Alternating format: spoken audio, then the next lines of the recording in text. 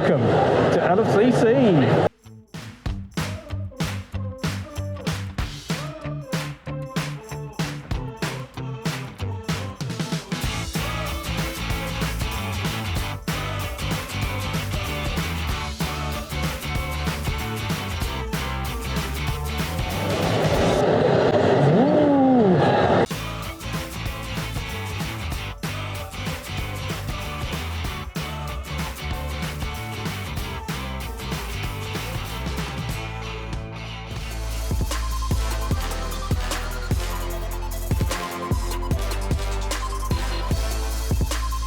For the first time in 8 years, I attended this weekend's London Film and Comic Con, aka LFCC, and I thought I'd let you know what I thought about the event. A lot has changed in 8 years. For a start, last time I went to LFCC, it was in Earl's Court, and Earl's Court has been knocked down for flats. Thank you, Boris Johnson.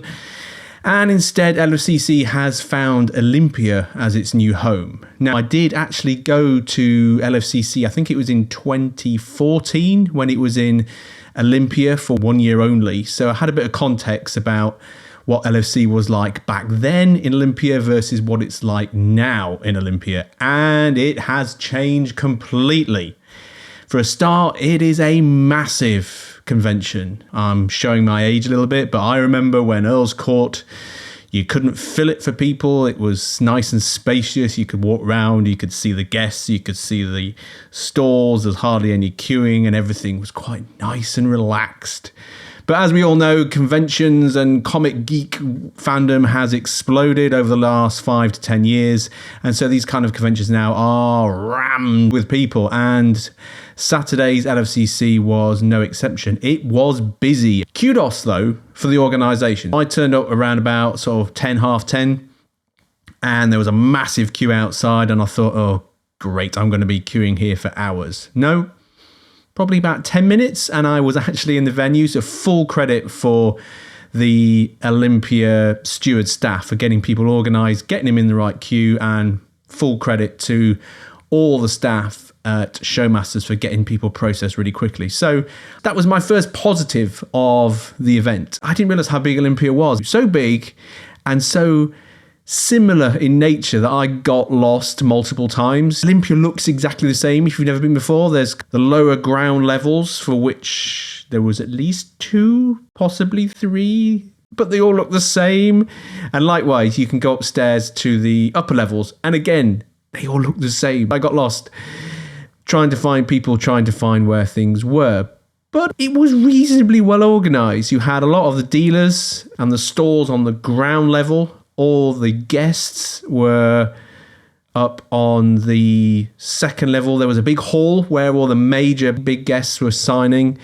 And then other guests were spotted around on the gangways up on the first floor. Had the comic book artists. They were all down one side of the upper level, along with the young authors, YALC, whatever that stands for.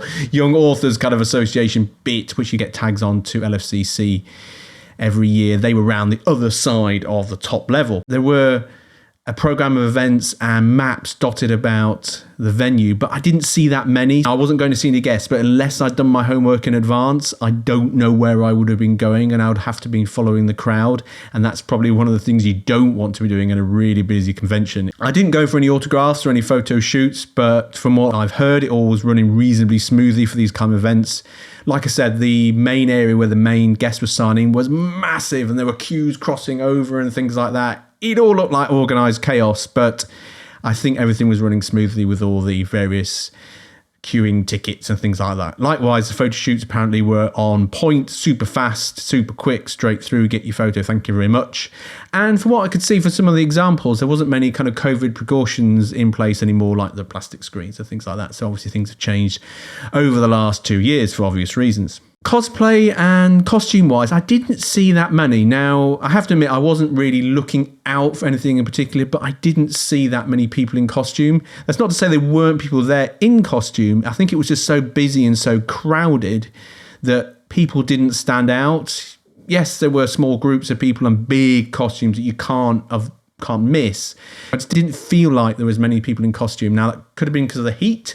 Could have been because it was, like I say, so busy and so spread out that I just didn't see the people. But for me, previous LFCCs, certainly there was more visible people in cosplay and costume than there was at the weekend. Loads of merchandise, loads of Funko Pops everywhere. We all know Funko Pops are the main thing. They have been for many years, but they were everywhere. But there's a nice range of other merchandise, from retro stuff to relevant stuff today to specialist art to specialist craft projects. There was lots of nice things to see if you were going to spend some money.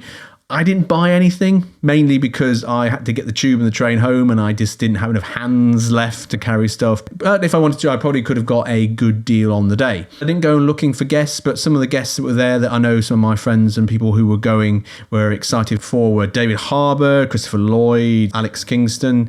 They were the big names. Andy Serkis was there. I suppose in hindsight, it would be nice to have actually seen Andy Serkis because I'm a big fan of all the stuff he's done. And I'm sure this was associated with his company. There was a group of motion capture people walking around in those motion capture suits with like the ape arms and legs on, and there was like a dinosaur head as well. So I'm wondering whether we're going to see some kind of recording of that come out in due course. You get the usual splattering of guests that you see all the time at LFCC, such as Colin Baker, Chris Barry was there, plus the specialist Star Wars guests, along with a whole host of different comic artists and comic book guests that were up on the first floor. There was some guy from Stranger Things.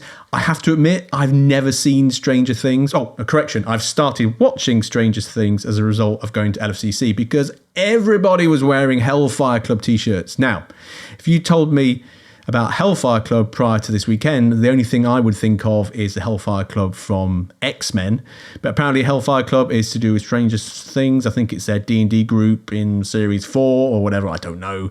But everybody and their dog was wearing one of these t-shirts. If I hadn't have known about it in advance, I would have got really confused. The only criticism I have is there wasn't a major kind of like platinum first time ever guest that you normally get at LFCC. Normally there's some big name they always get every year who's never done conventions before, but this year it felt a little bit lacking in that respect. But apart from that, it was a nice selection of guests from all the variety of comic and geekery genre. So overall then, LFCC, first one in 8 years, really enjoyed it. Surprised actually how much I enjoyed it. It was nice to get back on the convention scene again after COVID and all the nonsense that's come from that, and it has really spurred me on to go to another convention in the future. I'm planning to go to Collectomania, another Showmasters event at the NEC at the beginning of September. So if you're going there, keep a lookout for me and I will say hello. What did you think of LFCC? Did you enjoy it? Did you go for Friday, Saturday and Sunday or just the weekend? Let me know in the comments below because I'm always interested to hear how other people's experiences of conventions went.